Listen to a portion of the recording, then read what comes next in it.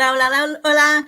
Hi, everyone. Welcome to the Latino Connection. I am very excited about today's session. Of course, I'm always excited about the programming, but I'm particularly excited today because I have a colleague, a good friend. I would say that I get to invite all of you to learn from.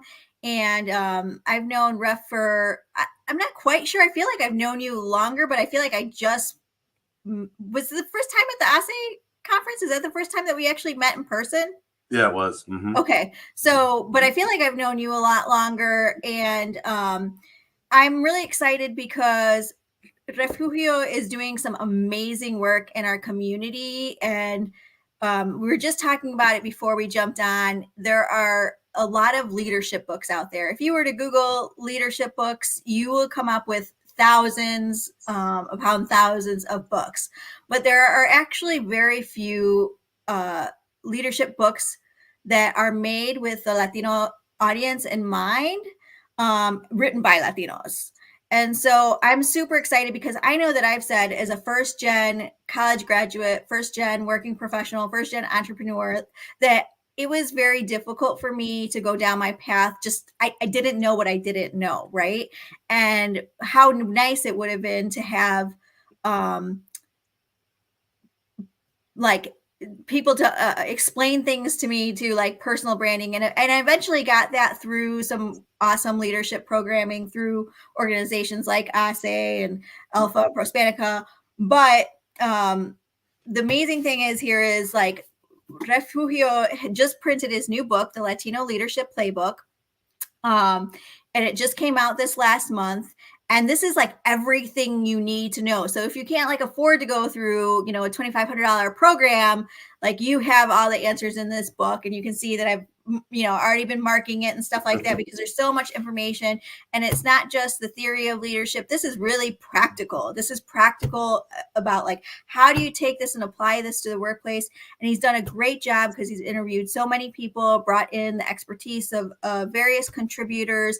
And so it's like, not only do you get the playbook that you need, but you also have access to the wisdom and experience of so many different professionals and contributors. So let us know where you're listening in from, what state you're listening in from.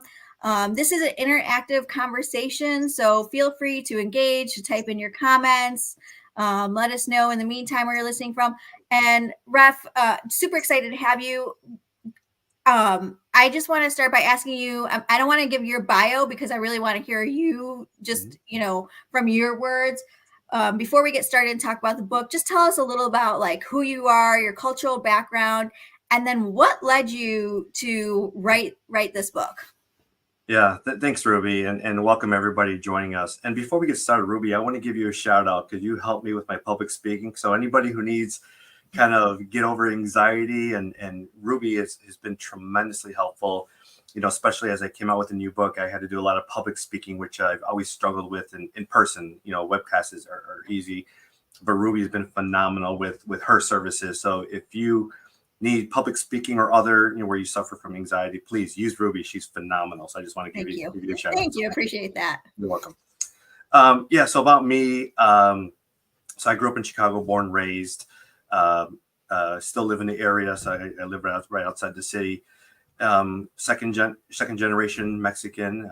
You know, my parents came from, actually my grandparents came from Mexico and transplanted in Chicago. And I have a large family. There's a lot of us. There's 4 generations. And to Ruby's point, I was the first to do everything: college, you know, work, corporate, you know, career. I had no mentors. I had no guidance. I had nothing. My father was a truck driver and my mother part-time secretary. So it was it was a crapshoot, just to be honest. And I had to figure life out quickly. And it took me a long time. You know, being in different corporations and different cultures and different environments. I've learned a lot. You know, there's a lot of frustration out there, you know, and a lot of us still feel that frustration, you know, so for instance, getting overlooked for promotions or not knowing how to navigate the cultural environment. Those things are really critical to learn it. And unless someone teaches you those things, it remains a crapshoot. And that's the beauty of kind of my experience and where I kind of landed up to now, I work for AbbVie, which is a global pharma company. But I put a lot of effort and emphasis into leadership, and specifically Latino leadership.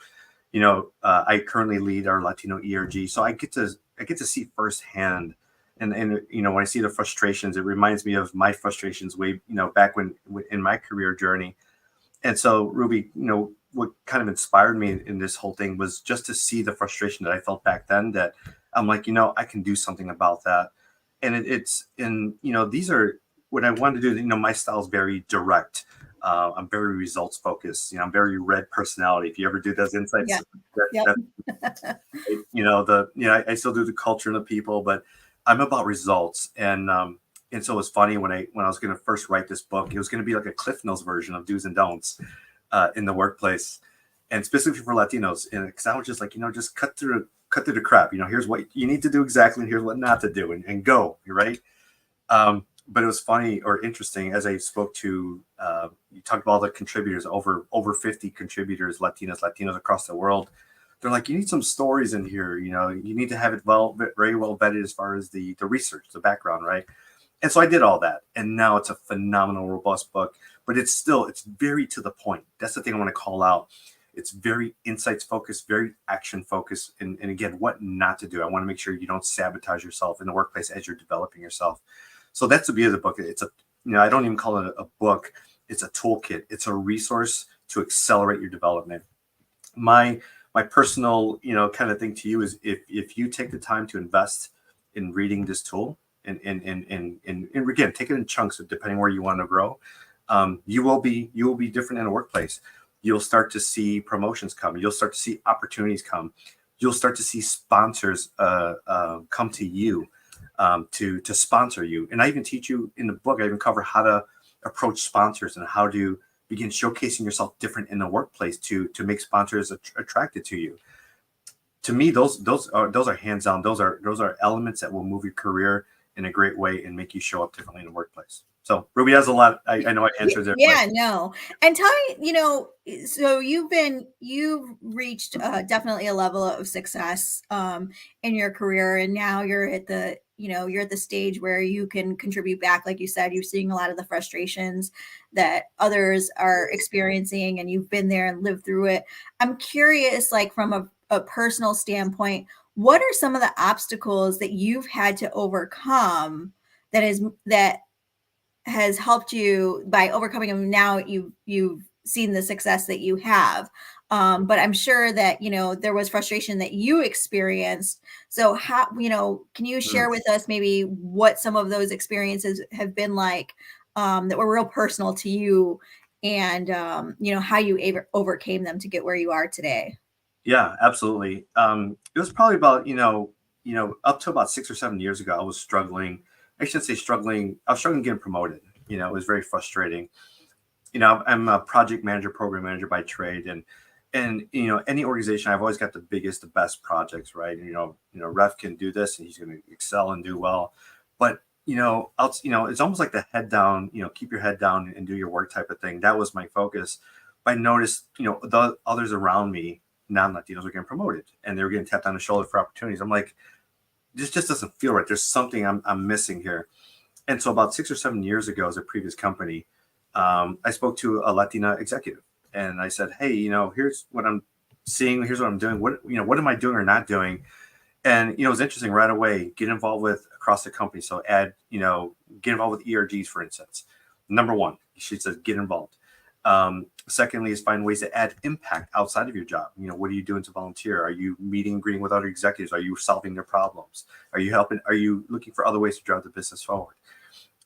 She even talked about my image. Back then, I didn't wear this. It was, I think I wore polos and, jeans and sneakers to work. And she goes, yeah, that's got to change.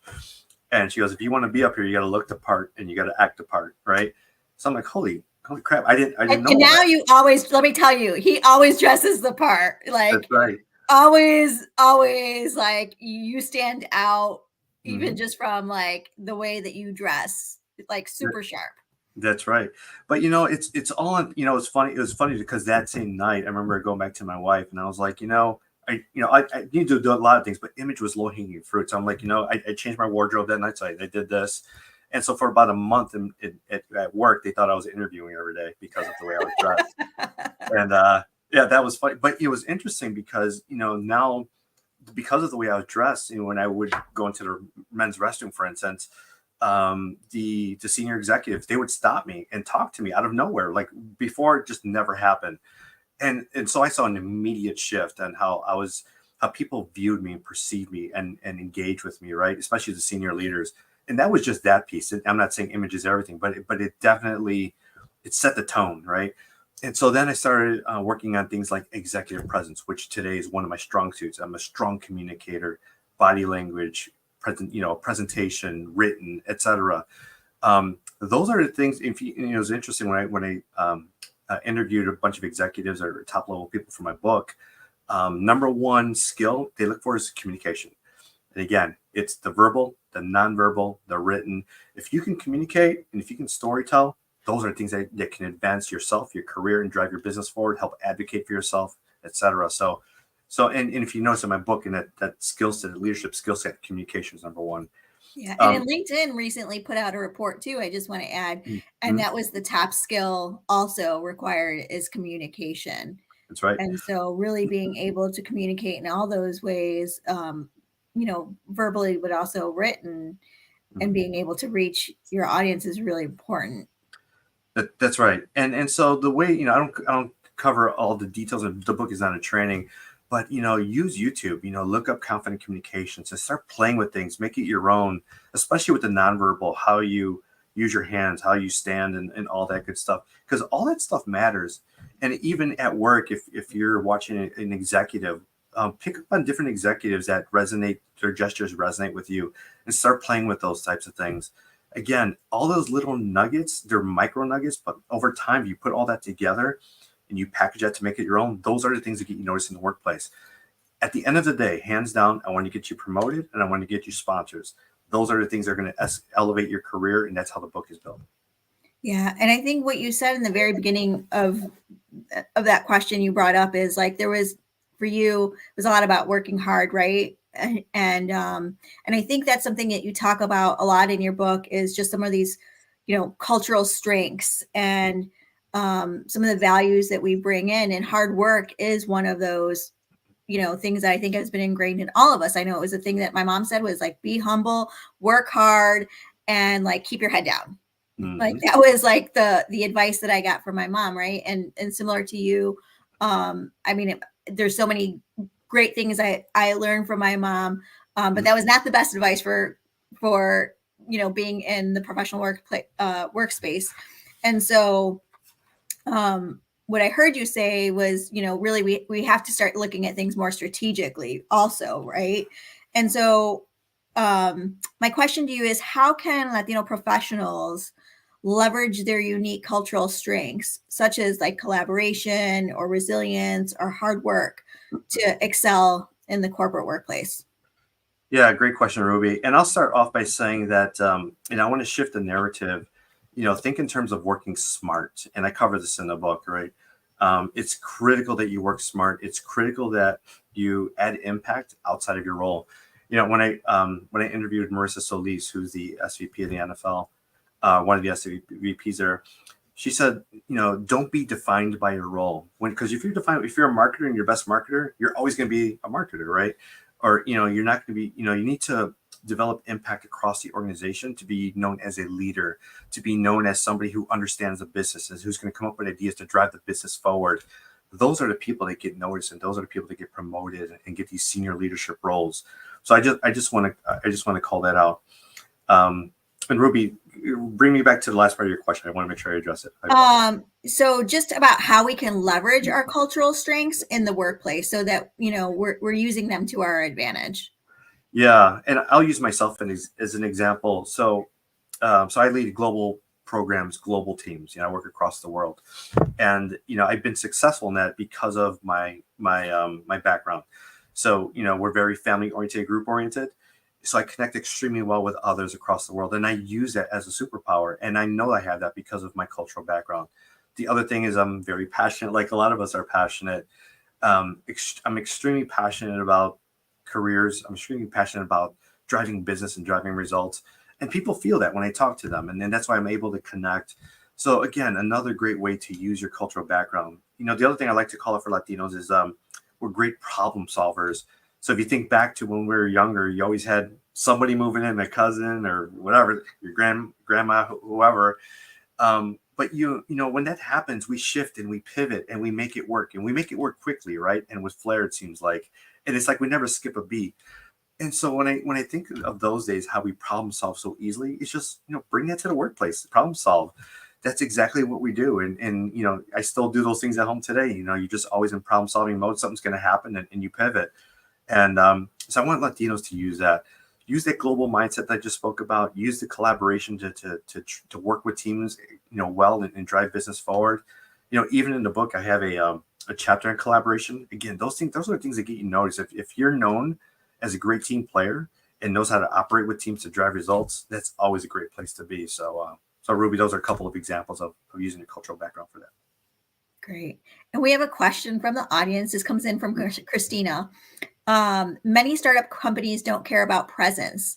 I recently interviewed with a startup company where the hiring manager and CEO showed up like they just rolled out of bed. What do you do in that situation? Do you adapt your presence if you get hired, or walk away because of the company culture?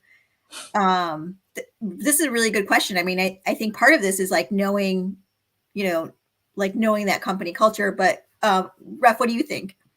Yeah, first of all, it's a great question, and I've come across, especially in the tech industry. They're like, "Hey, do I have to come, with the blazer?" Because the tech industry totally different. My advice and recommendation, I cover this under executive presence around image, is come ready for the environment that you're in. So, when I think about, I don't know about the rolling out of bed thing. To me, that's a little, hopefully it doesn't keep up that way, but always. Even if you're a techie, right? If you're in your hoodie and jeans, whatever, but always be well groomed. Show up like you're ready to show up big. That's the way I like to say it. So whatever your environment is show up and just be different, right? And I don't mean messy different. I mean well put together different. One of the things I always get commented on is you're always so well put together. And even on Fridays when I don't wear this, I still take time to make sure I'm put together.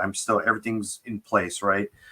And so those, again, I'm not saying everybody has to do that, but I want to help you stand out. I want to help you get a great leadership brand, and being well put together and being on point, especially your image and whatever that image is in whatever industry, that's always a great place to be. So please take full advantage of that.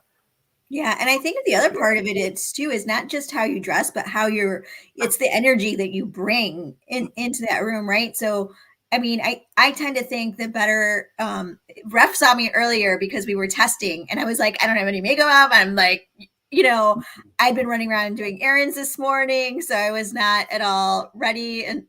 But to jump on this, like, I changed my clothes, I did my makeup, I fixed my hair, because I know that if I look better, I'm going to feel better, and I'm going to bring that energy, to this call. So I think part of it too is just, what makes you feel good and makes you feel confident, and helps you bring the energy.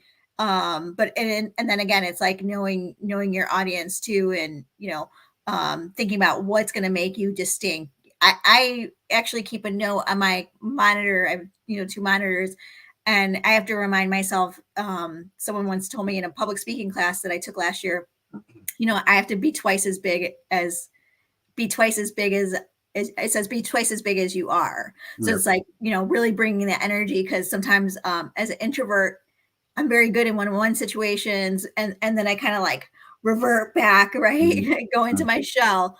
And I keep it there as a reminder to like bring the energy that I might bring in a one-on-one conversation. Yeah, and let me follow up with you on that, Ruby, because I think this is a great point. We talked about the image brand, which is ultimately most impressive is your confidence. Number one, hands down, your confidence. And this kind of falls right in line with imposter syndrome. But let me just talk about confidence. I'll come back to imposter syndrome. So it was interesting, just a true story. Last week, I was really sick. I had bronchitis and all this craziness going on from vacation.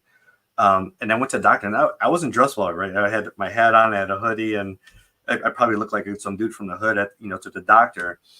And it was interesting when he walked in, he right away, he's like, "Oh, whatever, just patient. But then I was asking some medical questions, specifically for my daughter who's pre-med, and I was like, hey, what, but I started talking professionally, right? What tracks can she go off?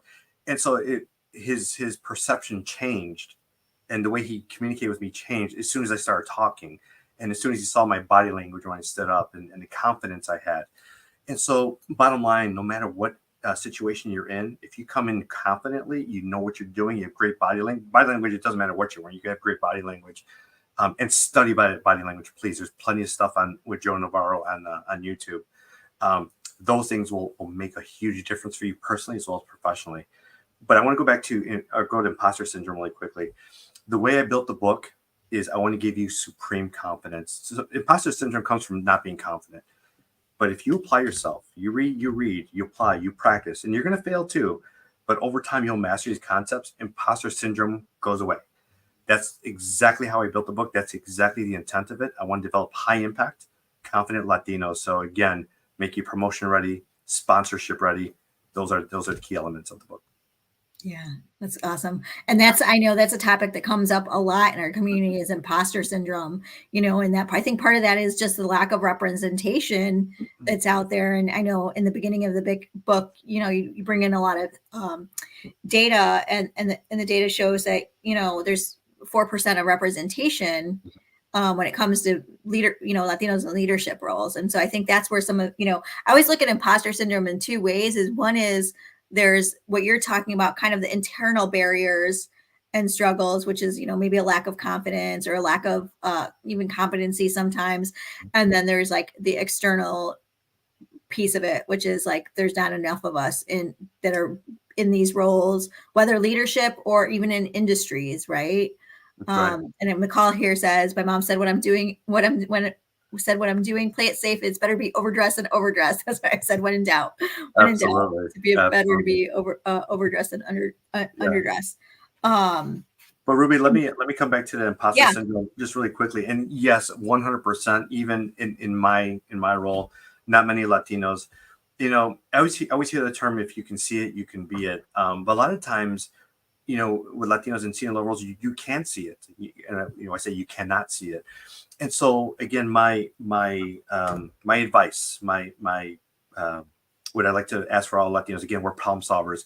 If you can't see it, learn how to do it, right? Problem solve for it, and then bring it to life, create it is what I'm saying. Even where I'm in my current role, again, there's not many Latinos actually in my group. There's no senior Latinos here. I think there's one, but I'm often finding my times. I'm like, yes, I'm a great problem solver. I can create frameworks, I can create solutions, and then I'm going to go ahead and own it. And I'm going to drive it. So I have that mindset already. So if I don't see it, I create it, and that's what I want to. That's what I want to. The message I want to communicate with everybody here. That's a really good message. I love it. I would even take that, like, if you don't see it, be it. Right? Like, be the thing. Right? That's right. You've talked a lot about mentorship and sponsorship, and I know that I became aware of the distinction between those two, maybe a decade ago. But prior to that, I didn't even realize that there was this distinction. And I know there's about 41% of Hispanic executives benefit from mentoring. About, I think the statistics, about 26% for junior managers. About only 30% are actually getting any type of formal kind of leadership or workforce training at work. What, can you tell us what's the difference for those that might not know that are listening? What's the difference between a mentor and sponsor, first of all? And then my question to you is, how does one actively go out and find mentors and sponsors? And for those that might be listening, and especially our allies too, I just want to also just kind of throw out that we really need you. We need not only the mentorship, but we need the sponsorship. And part of my goal with hosting this is to create community, and so and to encourage you to network, not just during this conversation, but even afterwards, connect with each other on LinkedIn, and be that to somebody else. Because again, like, I knew the difference between mentor and sponsor. I first learned about it 10 years ago, but I went like over 15 years in my career not knowing that there was a difference, or what it was, and that you could actively do this, and the difference that a sponsor would make. So what what would you say to someone who's looking for a mentor or sponsor, and how do they go about finding that? Yeah, this is a great topic, and just a level set. So the difference between mentors and sponsors is mentors is someone who's going to partner with you and teach you and help guide you through certain situations, right? They're always going to give you guidance. A sponsor is going to advocate for you, is going to fight for you. And in my book, there's a chapter on mentors and sponsors. I'm a little bit light on the mentor piece because to be honest, a lot of as Latinos, we're over mentored, right? Yes. In corporate, everybody talks about mentorship and hey, I need a mentor. And I mean, to be honest, you can go to anybody for a mentor. You can go to, it could be a subject matter expert. It could be a director. It doesn't have to be like a super high level, but it's somebody you want to learn something from, someone who can help you develop in some way, right? Where it's a sponsor, that's the person who's going to literally fight for you. That's the person who's going to fight for your bonuses, your promotions, your opportunities, provide you access to other senior leaders across the organization. And I put in a book, that's the holy grail of relationships. And so in the mentors and sponsors chapter, I probably put 75% emphasis on sponsors.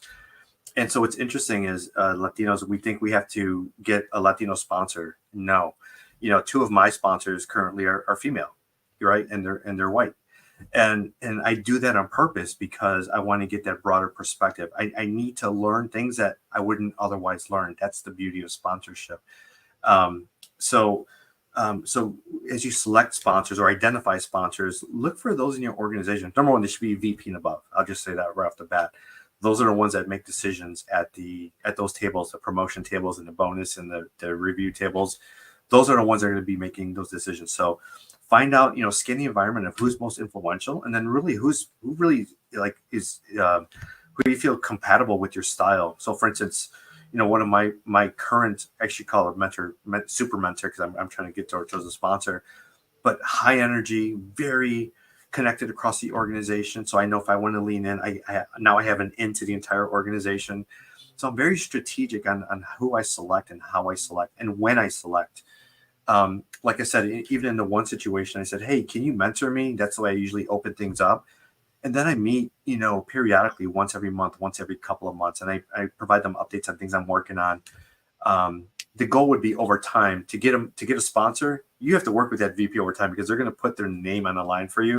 They have to know you in, out, personally, professionally. It's got to be a real relationship. That's what it comes down to. And I talk about this in the book of how to do this. The other critical component is when you meet with sponsors. I'm going to keep on zooming on sponsors here, but when you meet with them, listen, talk, understand them personally, professionally, and what their pain points are.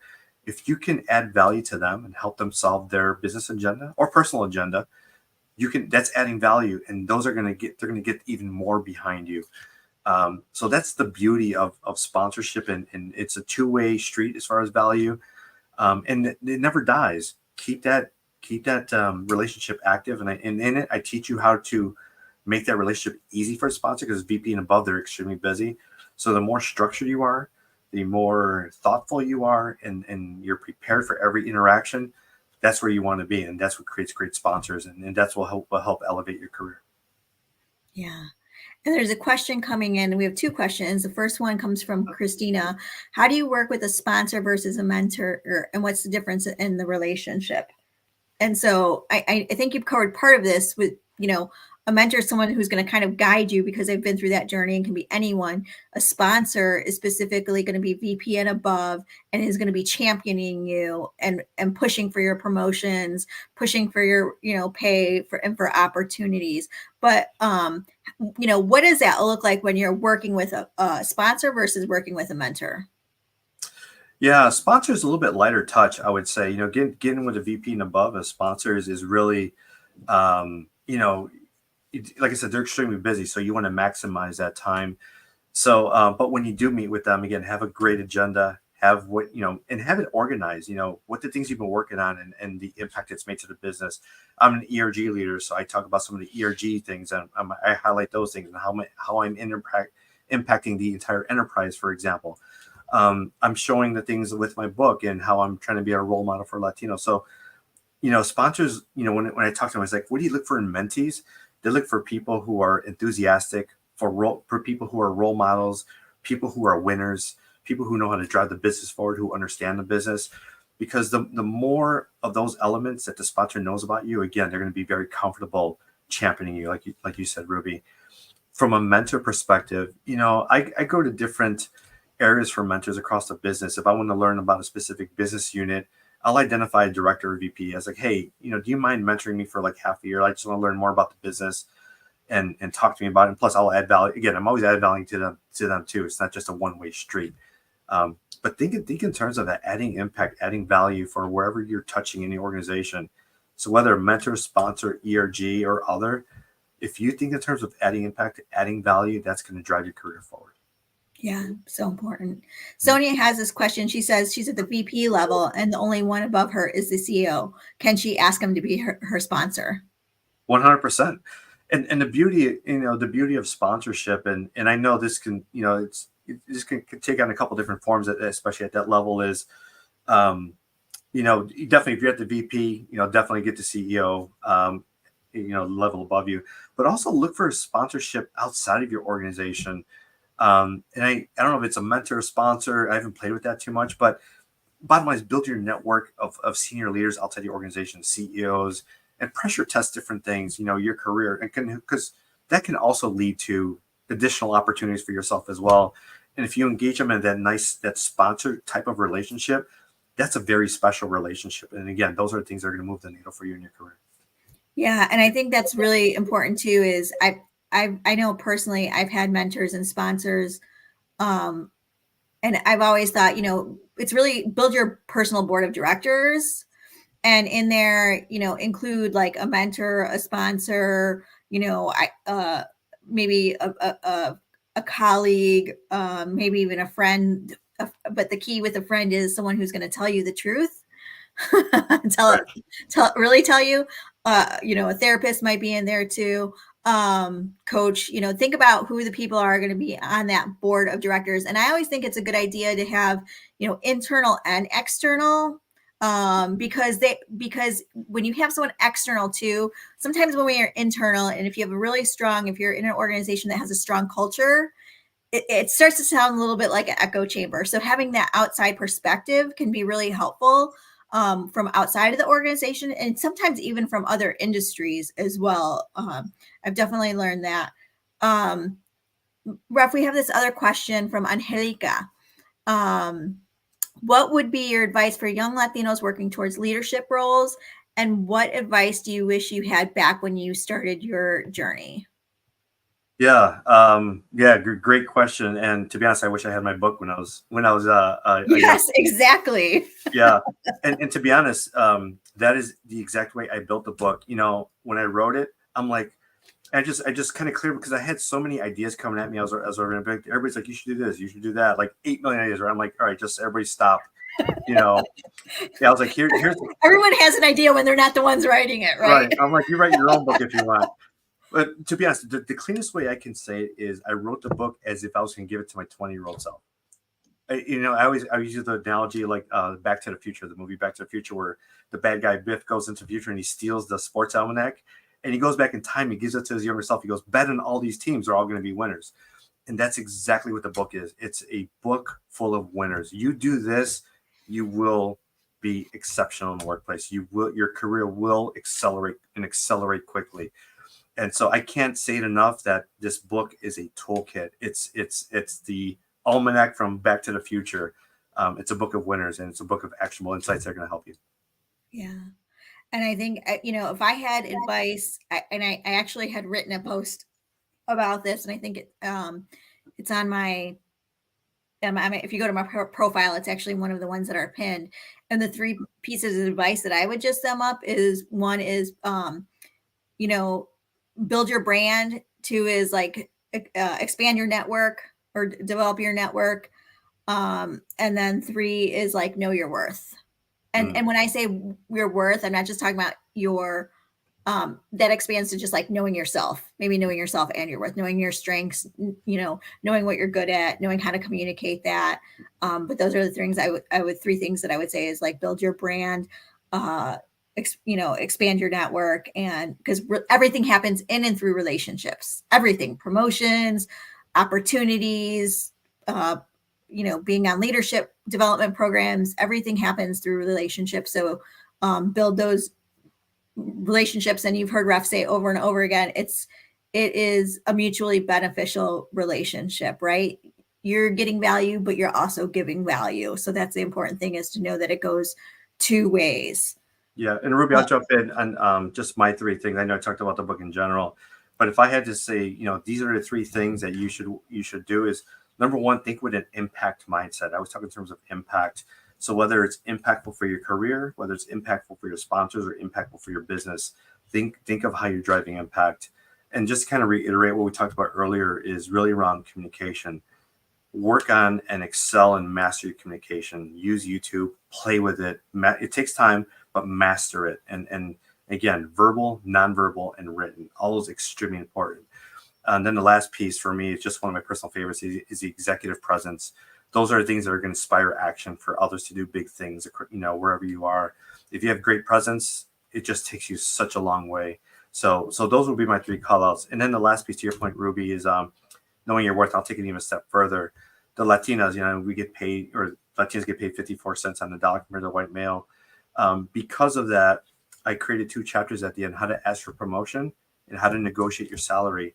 And I got 7 HR Latinas, I think 1 Latino, to weigh in on specific strategies, mindset, as well as skill set, on how to make sure you're getting your value, how you're going to those discussions prepared, and how you're getting the most of what you deserve.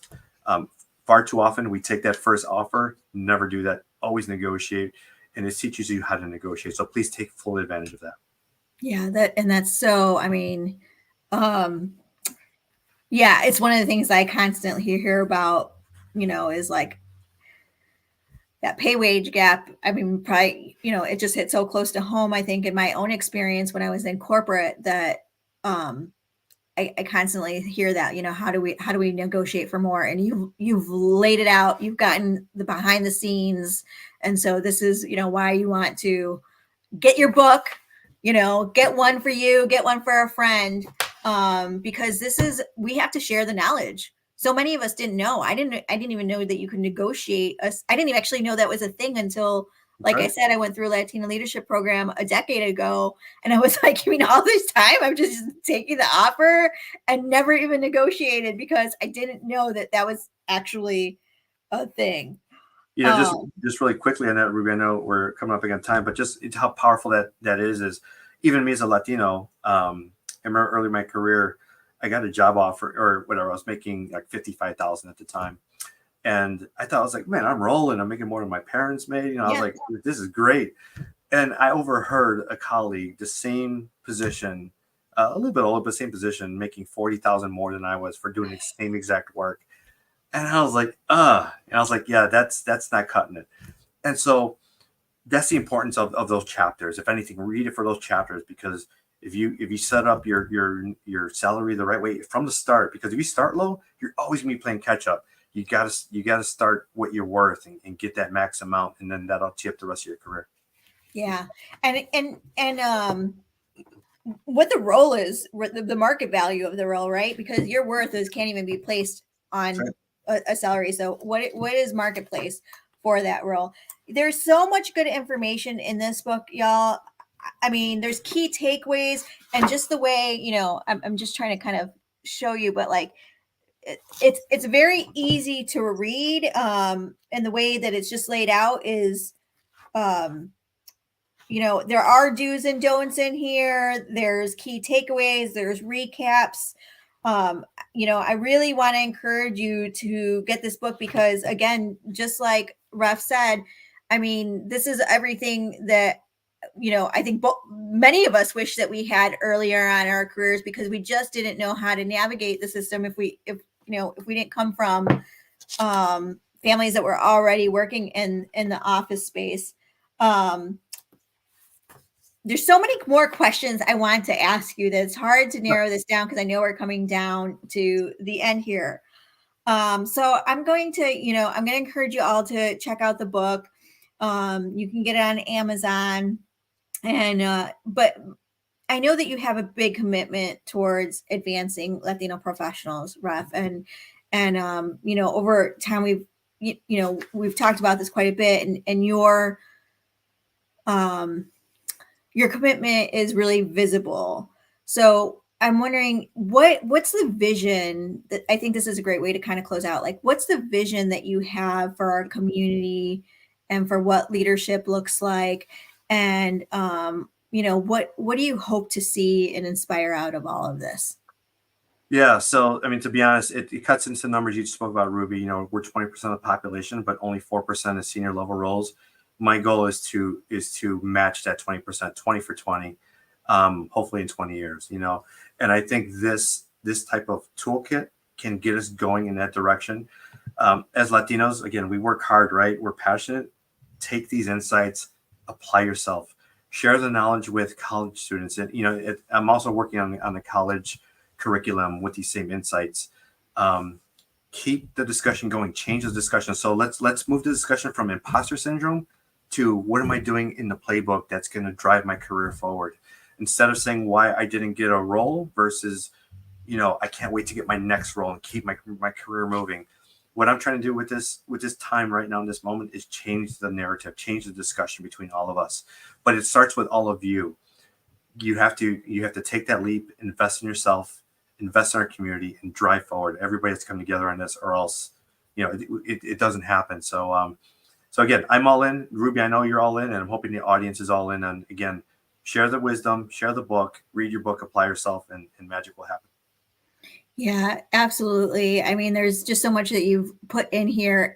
There's a lot to digest. It's a big, I mean, you can see it. It is a big book. This is manual, but it gives you everything in practical steps. And if people want to learn more, they can go to your website. Do I have that right there? I think it's your Yep, name, right? It's just your yep, yep, name.com. yep. Okay. So you can, make sure to connect with Ruff online on LinkedIn, go to his website, buy the book, share the book, put it on your Christmas list, spread the word. Because it's about the impact of this book, right? You've heard Ruff talk a lot about impact today and providing impact. That is what the book is about, is how do we create more impact. We as Latinos are making huge contributions to our economy, to the workplace, but how do we scale that even more so? And that's by getting these tools into the right hands and implementing, right? And implementing. So Ruff, I can't thank you enough for being here. Thank you to everyone for joining us. Thank you for all of the questions. I wish you continued success, and I'm looking forward to seeing how some of this evolves into more opportunities. And I hear that you're working with colleges and you have an incredible vision, that 2020 vision. I think I want to wish you continued success. And for all of you listening, make sure to connect with Ruff and get the book. We'll be back. I'll be back taking a little break over Thanksgiving. I hope everyone has a great Thanksgiving. And I'll be back on December 6th with another author, another Latina author, actually. And we're going to be talking about personal branding. And I want to give it a shout out to Nirka, who wrote the book Unstoppable, all about personal branding. So continuing in this theme of uplifting and empowering each other. Thank you to everyone. I hope that you all have a great Thanksgiving. Bye now. All right, thanks, Ruby. Thanks, everybody.